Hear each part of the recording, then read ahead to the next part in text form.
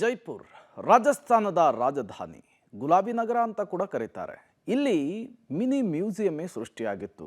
ಅದಕ್ಕೆ ಕಾರಣ vintage car. ಹೌದು, ವಿಂಟೇಜ್ ಕಾರು ಜನಮನ ಸೆಳೆದಿದೆ. ಯಾಕಾಗಿ ಮತ್ತು ಹೇಗೆ ಅಂದ್ರ ಇಲ್ಲಿದೆ ನೋಡಿ ಡೀಟೇಲ್ಸ್. ವಾವ್! ಒಂದೊಂದು ಕಾರ್ ನೋಡ್ತಾ ಇದ್ರೆ ಮನಸ್ಸು ಶತಮಾನಗಳ ಹಿಂದೆ ಸಾಗಿ ಹೋಗುತ್ತೆ. ಒಂದು ಕಾಲದಲ್ಲಿ ಐಷಾರಾಮಿಯ ಕುರುಹುಗಳಾಗಿದ್ದ ಕಾರ್ಗಳು ಈಗ ಎಕ್ಸಿಬಿಷನ್ನಲ್ಲಿ ತನ್ನ ಗತಕಾಲದ ವೈಭವವನ್ನ ಸಾರಿ ಹೇಳುತ್ತಿವೆ.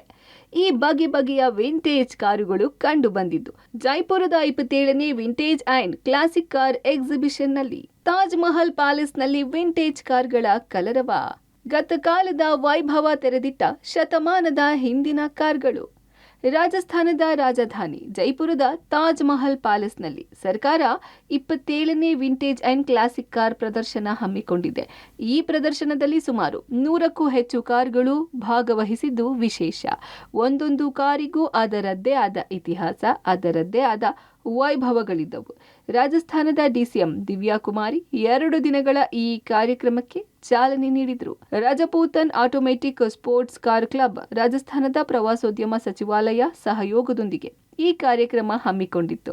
ರಾಜಸ್ಥಾನ, ಗುರುಗ್ರಾಮ್, ಚಂಡೀಗಢ ಹಾಗೂ ಮುಂಬೈನಿಂದ ನೂರಾರು ವಿಂಟೇಜ್ ಮತ್ತು ಕ್ಲಾಸಿಕ್ ಕಾರುಗಳು ಈ ಪ್ರದರ್ಶನದಲ್ಲಿ ಭಾಗಿಯಾಗಿದ್ದವು. 1919ರಿಂದ 1930ರ ಅವಧಿಯಲ್ಲಿ ತಯಾರಾದ ಕಾರುಗಳನ್ನು ಪ್ರದರ್ಶನಕ್ಕೆ ಇಡಲಾಗಿತ್ತು. 1934ರ ರೋಲ್ಸ್ ರಾಯ್ಸ್, ಫೋರ್ಡ್ ಮಾಡೆಲ್ ಸೇರಿ ಆ ಕಾಲದಲ್ಲಿ ಐಷಾರಾಮಿ ಬದುಕಿನ ಗುರುತಾಗಿದ್ದ ಕಾರುಗಳು ಜನ ಮನವನ್ನ ಕದ್ದಿವೆ. ಜನವರಿ 25 ಸಂಜೆ 6 ಗಂಟೆಯವರೆಗೂ ಈ ವಿಂಟೇಜ್ ಮತ್ತು ಕ್ಲಾಸಿಕ್ ಕಾರ್ಗಳ ಪ್ರದರ್ಶನ ನಡೆಯಲಿದೆ.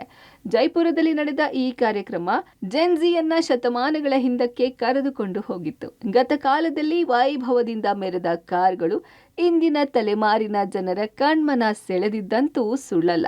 News desk, public TV.